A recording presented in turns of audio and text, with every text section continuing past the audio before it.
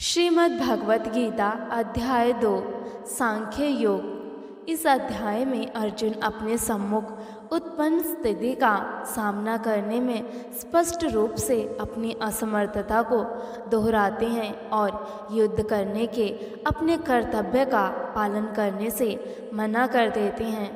तत्पश्चात वह औपचारिक रूप से श्री कृष्ण को अपना आध्यात्मिक गुरु बनाने और जिस स्थिति में वह स्वयं को पाते हैं उसका सामना करने के लिए उचित मार्गदर्शन प्रदान करने की प्रार्थना करते हैं। परम प्रभु उनसे कहते हैं कि आत्मा जो शरीर के नष्ट होने पर भी कभी नहीं मरती, वे अमृतत्व की शिक्षा देकर दिव्य ज्ञान प्रदान करते हैं।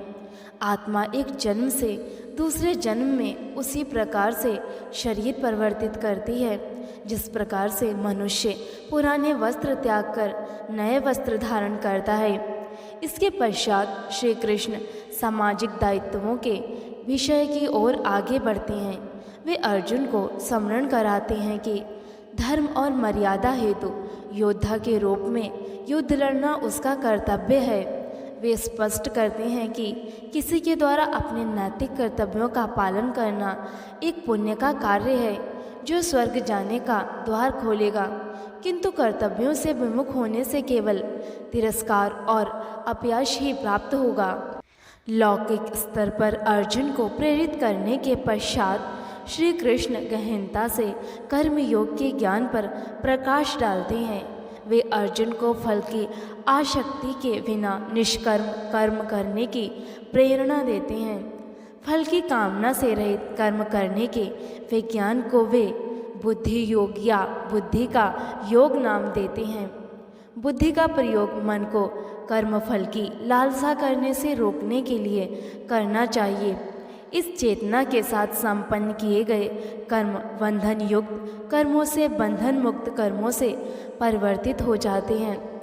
अर्जुन दिव्य चेतना में स्थित मनुष्य के लक्षणों के संबंध में जानना चाहते हैं कि श्री कृष्ण उसे बताते हैं कि किस प्रकार से दिव्य चेतना में स्थित होकर मनुष्य आसक्ति, भय, क्रोध से मुक्त हो जाता है और सभी परिस्थितियों में उसकी इंद्रियां उसके वश में हो जाती हैं और उसका मन सदा के लिए भगवान की भक्ति में तल्लीन हो जाता है।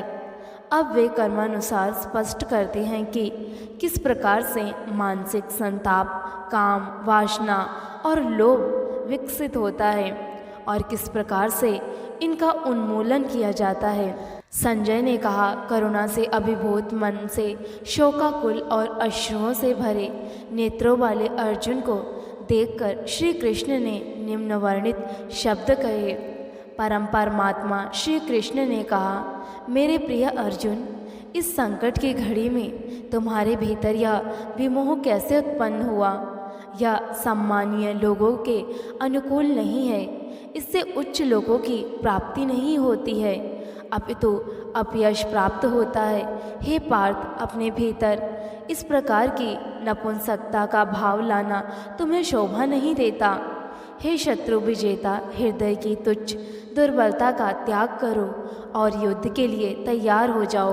अर्जुन ने कहा, हे मधुसूदन, हे शत्रुओं के दमन करता, मैं युद्ध भूमि में कैसे भीष्म और द्रोणाचार्य जैसे महापुरुषों पर बाण चला सकता हूँ जो मेरे लिए परम पूजनीय हैं। ऐसे आदरणीय महापुरुष जो मेरे गुरुजन हैं को मारकर सुखपूर्वक जीवन व्यतीत करने की अपेक्षा तो भीख मांगकर इस संसार में जीवन निर्वाह करना अधिक श्रेयस्कर है।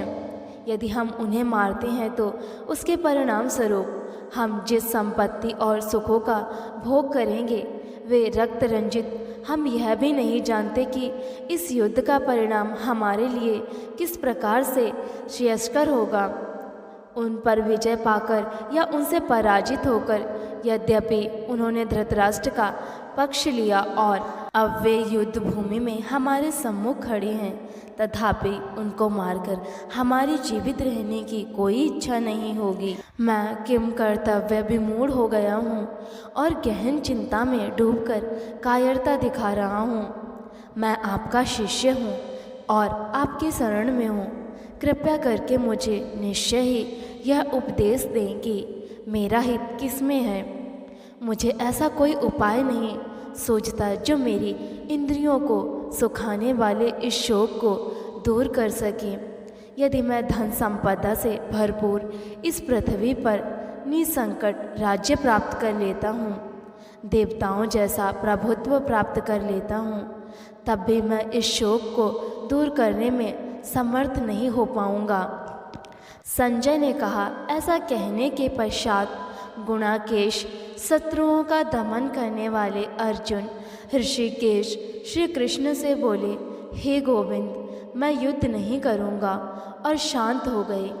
भरतवंशी धृतराष्ट्र तत्पश्चात दोनों पक्षों की सेनाओं के मध्य शोककुल अर्जुन से कृष्ण ने प्रसन्न होते हुए ये वचन कहे। परम भगवान ने कहा, तुम विद्वतापूर्ण वचन कहकर भी उनके लिए शोक कर रहे हो जो शोक के पात्र नहीं हैं। बुद्धिमान पुरुष ना तो जीवित प्राणी के लिए शोक करते हैं और ना ही मृत के लिए। ऐसा कोई समय नहीं था जब मैं नहीं था या तुम नहीं थे और ये सभी राजा न रहे हों, और ऐसा भी नहीं है कि भविष्य में हम सब नहीं रहेंगे। जैसे देहधारी आत्मा इस शरीर में बाल्यावस्था से तरुणावस्था और वृद्धावस्था की ओर निरंतर अग्रसर होती है, वैसे ही मृत्यु के समय आत्मा दूसरे शरीर में चली जाती है। बुद्धिमान मनुष्य ऐसे परिवर्तन से मोहित नहीं होते। हे कुंती पुत्र, इंद्रियां और उसके विषय के संपर्क से उत्पन्न सुख तथा दुख का अनुभव क्षणभंगुर है। ये स्थायी न होकर सर्दी तथा गर्मी की ऋतुओं की तरह आने जाने के समान है। हे भरतवंशी, मनुष्य को चाहिए कि वह विचलित हुए बिना उसको सहन करना सीखे। पुरुषों में श्रेष्ठ अर्जुन, जो मनुष्य सुख तथा दुख में विचलित नहीं होता है और इन दोनों परिस्थितियों में स्थिर रहता है, वह वास्तव में मुक्ति का पात्र है।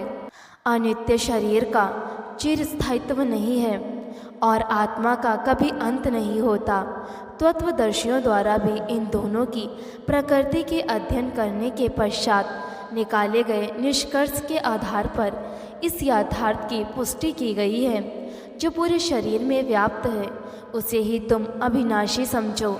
उस अनश्वर आत्मा को नष्ट करने में कोई भी समर्थ नहीं है। केवल भौतिक शरीर ही नश्वर है और शरीर में व्याप्त आत्मा अविनाशी, अपरिमेय तथा शाश्वत है। अतः हे भरतवंशी, युद्ध करो। वह जो यह सोचता है कि आत्मा को मारा जा सकता है या आत्मा मर सकती है, वे दोनों ही अज्ञानी हैं। वास्तव में आत्मा ना तो मरती है और ना ही उसे मारा जा सकता है। आत्मा का ना तो कभी जन्म होता है, ना ही मृत्यु होती है, और ना ही आत्मा किसी काल में जन्म लेती है और ना ही कभी मृत्यु को प्राप्त होती है। आत्मा आजन्मा, शाश्वत, अविनाशी और चिर नूतन है। शरीर का विनाश होने पर भी इसका विनाश नहीं होता। हे पार्थ, वह जो यह जानता है कि आत्मा अविनाशी, शाश्वत, आजन्मा और अपरिवर्तनीय है, वह किसी को कैसे मार सकता है या किसी की मृत्यु का कारण हो सकता है। जिस प्रकार से मनुष्य अपने फटे पुराने वस्त्रों को त्याग कर नए वस्त्र धारण करता है, उसी प्रकार मृत्यु होने पर आत्मा पुराने तथा व्यर्थ शरीर को त्याग कर नया शरीर धारण करती है। किसी भी शस्त्र द्वारा आत्मा के टुकड़े नहीं किए जा सकते, ना ही अग्नि आत्मा को जला सकती है, ना ही जल द्वारा उसे गीला किया जा सकता है और ना ही वायु इसे सुखा सकती है। आत्मा अखंडित है, अज्वलनशील है। इसे ना तो गीला किया जा सकता है और ना ही सुखाया जा सकता है। यह आत्मा शाश्वत, सर्वव्यापी, अपरिवर्तनीय, अचल और अनादि है। इस आत्मा को अदृश्य, अचिंतनीय और अपरिवर्तनशील कहा गया है। यह जानकर हमें शरीर के लिए शोक प्रकट नहीं करना चाहिए। यदि तुम यह सोचते हो कि आत्मा निरंतर जन्म लेती है और मरती है, तब ऐसी स्थिति में भी हे महाबाहु अर्जुन, तुम्हें इस प्रकार से शोक नहीं करना चाहिए। जो जन्म लेता है उसकी मृत्यु निश्चित है और जो मृत्यु के पश्चात पुनर्जन्म भी आवश्यक है। अतः तुम्हें अपरिहार्य के लिए शोक नहीं करना चाहिए। हे भरतवंशी, समस्त जीव जन्म से पूर्व अव्यक्त रहते हैं, जन्म होने पर व्यक्त हो जाते हैं और मृत्यु होने पर पुनः अव्यक्त हो जाते हैं। अतः ऐसे में शोक व्यक्त करने की क्या आवश्यकता है। कुछ लोग तो आत्मा को एक आश्चर्य के रूप में देखते हैं, कुछ लोग इसे आश्चर्य बताते हैं और कुछ इसे आश्चर्य के रूप में सुनते हैं, जबकि अन्य लोग इसके विषय में सुनकर कुछ भी समझ नहीं पाते हैं। हे अर्जुन, शरीर में निवास करने वाली आत्मा अविनाशी है, इसलिए तुम्हें किसी भी प्राणी के लिए शोक नहीं करना चाहिए। इसके अलावा एक योद्धा के रूप में अपने कर्तव्य पर विचार करते हुए तुम्हें उसका त्याग नहीं करना चाहिए। वास्तव में योद्धा के लिए धर्म की रक्षा हेतु युद्ध के अतिरिक्त अन्य कोई विकल्प नहीं होता।